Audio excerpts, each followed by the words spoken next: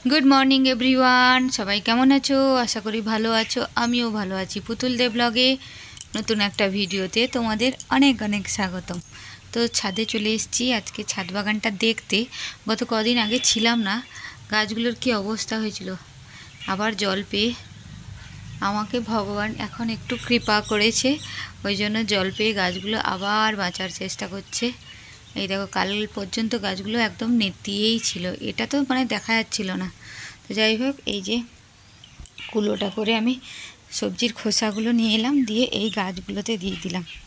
এই যে দেখো সবজির খোসা এগুলো সব দিয়ে দিলাম। এখানে ওখানে ফেলার চেয়ে গাছের গোড়াতে দিলে মাটির অভাব পূরণ হবে আর একটা আলাদা সার হবে, ওই জন্যই দিয়ে দিলাম। তোমরাও দিতে পারো। অনেক সময় অনেকে পচিয়ে জলটা দেয়, আমি ডাইরেক্ট গাছে দিই, কোনো অসুবিধা হয় না। তো সঙ্গে থাকো।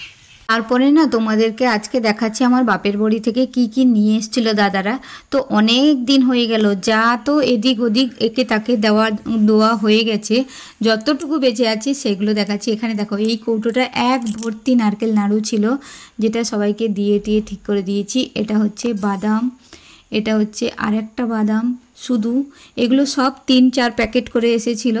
তো এখনও গোটা প্যাকেটগুলো আছে, তো এমন প্যাকেটের মধ্যে জড়িয়ে রেখেছি। এটা হচ্ছে মটর, আর এটা হচ্ছে ওই মটর ভাজা, আর এটা হচ্ছে ছোলা ভাজা।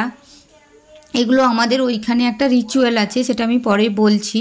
আর এটা হচ্ছে কাজু। তো আর হ্যাঁ, আর একটু ঘি এনেছে, সেটা আমি দেখাতে ভুলে গেছি। আর এইখানে দেখো এত কিছু নিয়ে এসছে, তার মধ্যে ফল ছিল, মিষ্টি ছিল। মানে সত্যি কথা, আমার বাপের বাড়ি থেকে যখন কেউ আসে, মানে পাড়ার লোক দেখে, আমার কিছু বলার দরকার হয়নি। আর এই যে ইলিশ মাছ, এই ইলিশ মাছগুলো নিয়ে এসেছিলো মোটামুটি 10-12টা খানিক। তো বোনের ঘরে দেওয়া হয়েছে, আমার ঘরে দেওয়া হয়েছে, এর আগে একবার খাওয়া হয়েছে, ছেলের জন্মদিনে খাওয়া হয়েছে। তো আজকে আমি ওই মাছগুলো কাটতে বসেছি। আজকে নয়, সরি, এই কদিন আগে, এগুলো তো আগের ভিডিও, ওই জন্যই তোমাদেরকে মানে আজকে বলে দিচ্ছি।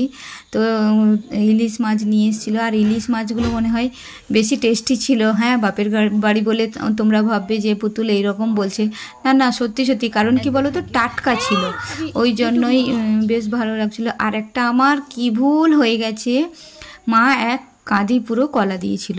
তো ওটা বস্তার মধ্যে, ওই যে সিমেন্টের বড় বস্তাগুলো, ওটা সিমেন্টের বস্তায়, মানে বোঝানোর জন্য আমি বলছি, ওই বস্তাগুলোতে একটা বস্তা সমেত দিয়ে দিয়েছিল।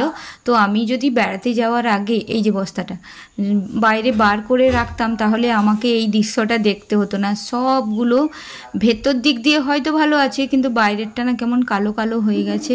আর এরকম কালো হয়ে গেলে না আমার কেমন একটা লাগে। তাই সবাইকে মোটামুটি কেউ যদি খেতে পারে দিয়ে দিলাম। এই ছিল আমার ভিডিও।